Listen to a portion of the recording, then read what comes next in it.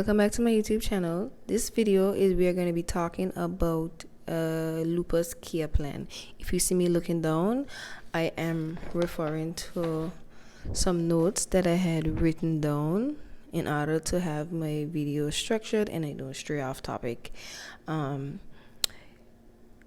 Disclaimer as always, I am not a medical practitioner. In no way am I projecting to be one. I am just sharing these videos so that it can may be able to help someone struggling with lupus, someone that is just being newly diagnosed and just looking for help, or somebody to relate to. Okay, so for this care plan that I was given by my doctor, I garnered appreciation for the pathophysiological aspects of lupus and the etiology of lupus. I also garnered much appreciation for subjective data and objective data in relation to lupus. We're gonna get into that later down in the video. So, and also just before that, what interventions that may be thrown at you or given to you for as a referral, as well as rationales by your medical professional. So for those who don't know, persons that are new to my channel, lupus by definition is a chronic autoimmune disease that affects different parts of the body, causing inflammation and damage to different parts of the body. In essence, lupus can affect the skin, joints, heart, lungs, kidneys, blood vessels, and most importantly, the brain. Some people suffering from lupus may have phases of worsening symptoms, and we call those flares, and also periods of mild symptoms where you're not affected greatly by them. Some symptoms of lupus may mimic other diseases, hence why people may go undetected for many years.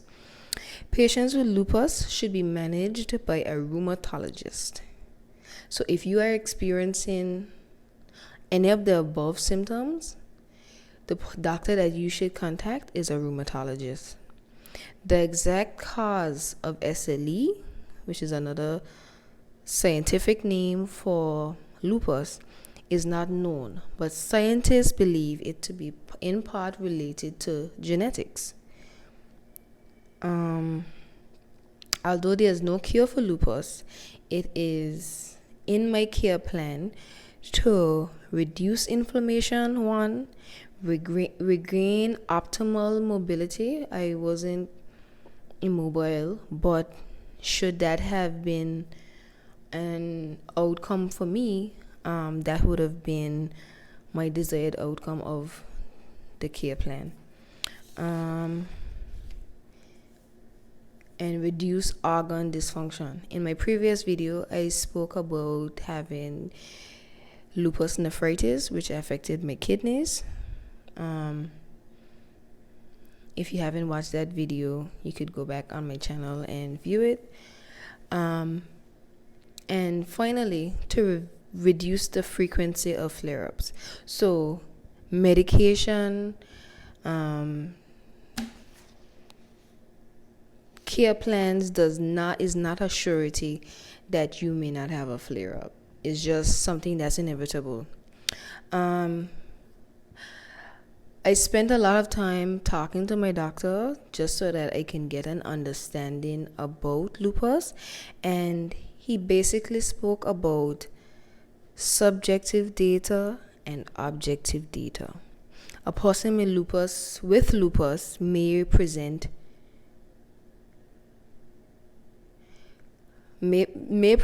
with subjective symptoms and objective symptoms, if for lack of better wording. So subjective, as it suggests, means that it's based on opinions and feelings. But these symptoms are this right, these symptoms may be like something's like just joint pain, chest pains, extreme fatigue, and what I suffer with mostly, sensitivity to sun.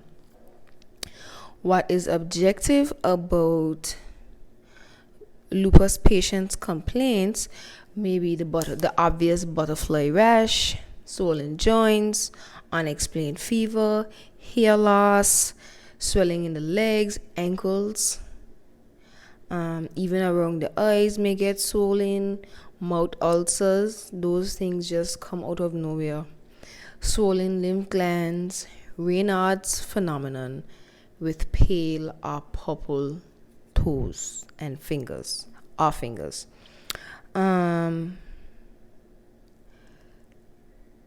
Some recommendations that your nurse or your medical practitioner or your rheumatologist may recommend is that you improve your oral hygiene.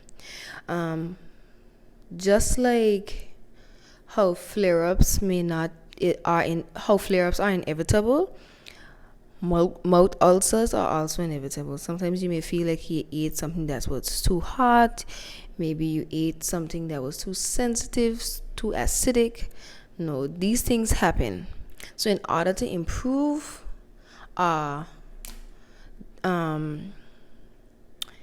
reduce the frequency of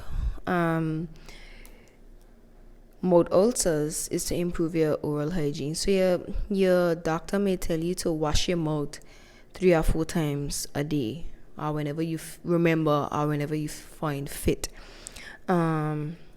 If you're suffering from joint pain, swelling, it doesn't have to be even swelling in your ankles or knees. It could be swelling in your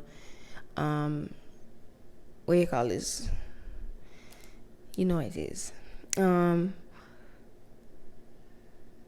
may recommend that you use warm or cold compressions.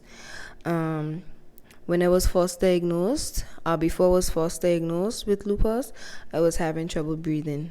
So I was encouraged to do deep breathing exercises. Also, one other recommendation I was given was to don't overexert yourself. Overexertion may cause exhaustion, and that's not good. You may not like the results of that. So take for example, if you are normally a hard worker, your job requires that you do excessive lifting or whatever. Once you're diagnosed with lupus and you know the cause of your symptoms, you must reduce that. Also, frequent lab tests. So I suggest that you do lab tests every 3 months. So let me see if I could remember the lab test that I do. Something called A&A, anti-nuclear antibodies. I check for my rheumatoid factor, and I don't know the scientific name for this last lab test, ESR. These lab tests can determine the extent of damage to organs. It allows your doctor to monitor your body's response to treatment. And finally, medication. Your medication that your doctor may prescribe for you only suppresses your immune system. So these would be things like chloroquine, prednisone, NSAIDs, and opioids.